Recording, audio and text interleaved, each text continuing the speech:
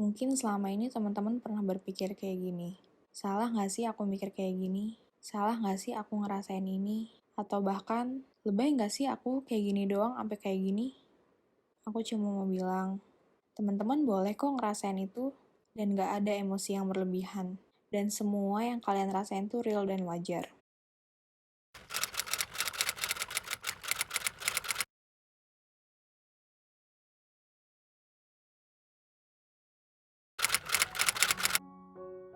Gaslighting adalah taktik di mana biasanya pelakunya itu ingin memiliki kontrol atas sesuatu atau seseorang dengan membuat sasarannya itu meragukan kenyataan dan mempertanyakan apa yang sebenarnya terjadi.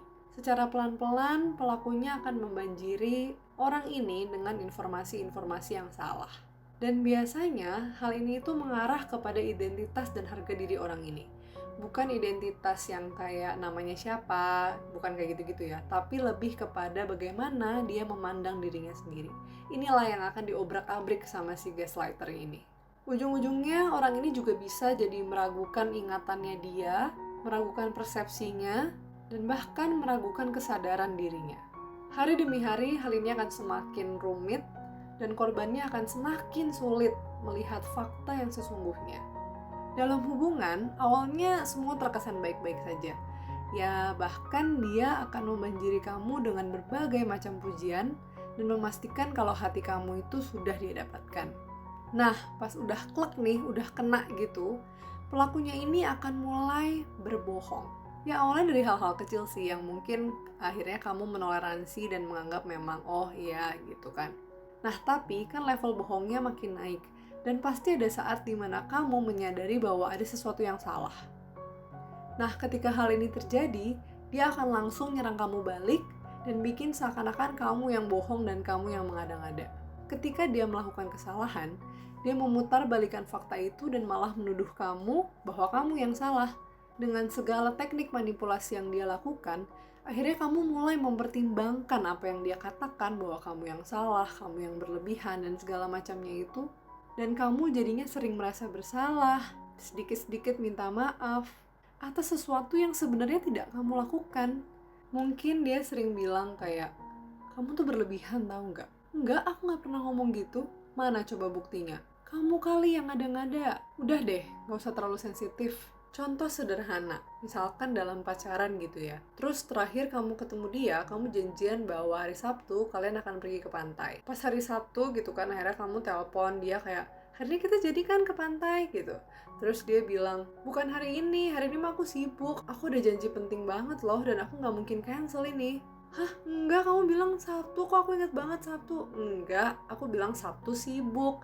Minggu kita jalan-jalan ke pantainya. Nah, itu contohnya. Atau bisa aja nih, setelah itu dia bilang kayak, tapi ya udah deh, daripada kamu sedih, daripada kamu malah jadi bad mood, demi kamu deh, ya udah nih aku cancel. Aduh, tapi nggak tahu sih sebenarnya ini boleh nggak sih di cancel karena ini sebenarnya janjinya penting banget, tapi nggak apa-apa deh demi kamu. Udah deh, ya udah nggak apa-apa, ayo kita ke pantai hari ini. Dan hal ini membuat kamu akhirnya ngerasa kayak, oh aku yang salah inget ya, oh ternyata ingatanku salah ya. Padahal enggak, padahal memang hari Sabtu, tapi ini hanyalah cara dia aja untuk memanipulasi kamu dan secara tidak langsung mengikat kamu gitu loh. Dan akhirnya kamu ngerasa bersalah, dan ya namanya udah ngerasa bersalah, itu udah gampang banget gitu dimainin sama dia. Case-nya itu nggak sesederhana ini, tapi akan meningkat terus. Apapun itu yang bikin bahwa kamu tuh salah terus pokoknya, dan kamu tuh nggak pernah cukup, bahwa kamu tuh tidak seberharga yang kamu pikirkan. Tapi dia nggak cuma menuduh dan mengatakan hal-hal yang buruk ke kamu. Dalam beberapa situasi, dia juga akan memuji kamu habis-habisan dan bikin kamu merasa spesial banget. Dan biasanya, apa yang dia puji adalah apa yang membuat hatinya senang. Jadi, ketika kamu melakukan apa yang dia inginkan.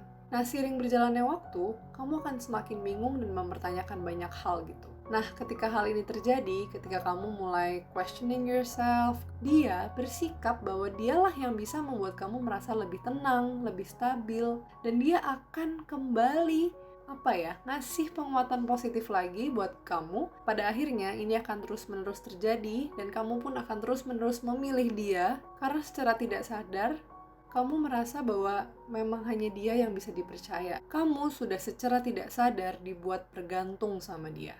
Nah, teman-teman, gaslighting ini lebih dari sekedar manipulasi. Karena gini, teman-teman, kalau manipulasi ya kadang kita berbohong akan sesuatu gitu kan, supaya kita boleh keluar rumah atau supaya kita bisa main sama teman-teman. Tapi gaslighting ini adalah suatu bentuk kekerasan emosional mencakup perilaku abusif yang dia tidak hanya berminat untuk mempengaruhi seseorang, tetapi juga memiliki kontrol atas hidup mereka.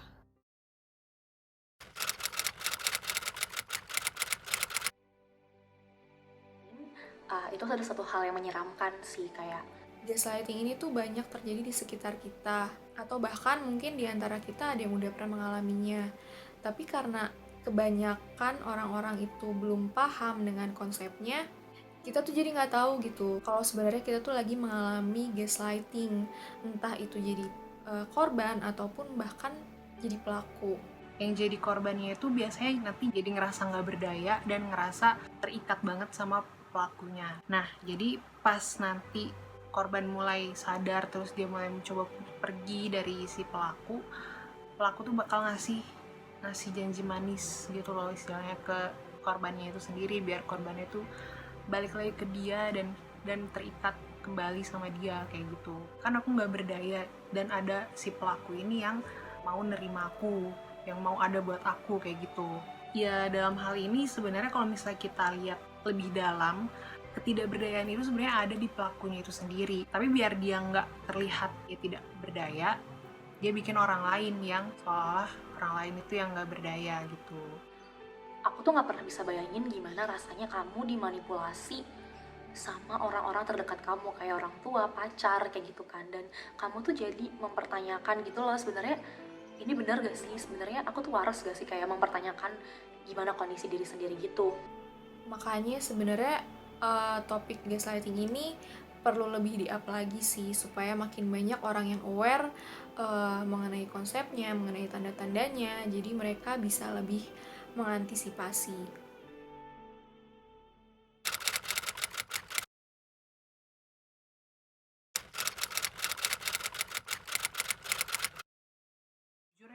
Marah dan kesel banget.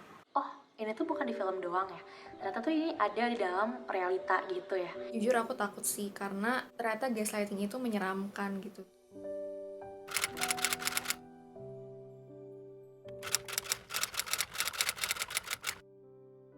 Dan buat teman-teman di luar sana yang mungkin sedang bergumul dengan gaslighting ini, aku cuma pengen bilang, it's okay to take your time. Karena perjalanan menuju recovery-nya itu mungkin makan waktu yang gak sebentar. Dan bisa aja di dalam keberjalanannya itu, kalian jadi mulai mempertanyakan motif orang-orang yang ada di hidup kalian. Kita harus bisa ngebedain mana yang realita dan mana yang khayalan buatan si gaslighter. Jangan takut buat speak up, jangan takut buat ngomong, jangan takut buat cari bantuan. Tindakan gaslighting ini tuh nggak bisa kalau cuma didiemin doang terus kita berharap semoga dia bisa berubah, semoga aku nggak diginiin lagi, kayak gitu tuh nggak bisa. Kamu tuh nggak sendirian, banyak orang-orang yang pasti dukung kamu, pasti doain kamu, banyak orang yang sayang sama kamu dan gak pingin kehilangan kamu. Kamu itu berharga, ingat kamu itu berharga. Jadi gak apa-apa, aku yakin kalian pasti akan jadi better suatu saat nanti.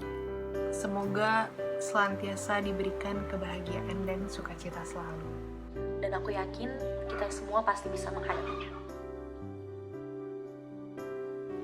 Buat teman-teman yang baru sadar kalau ternyata selama ini teman-teman merupakan orang yang mengalami hal ini gitu.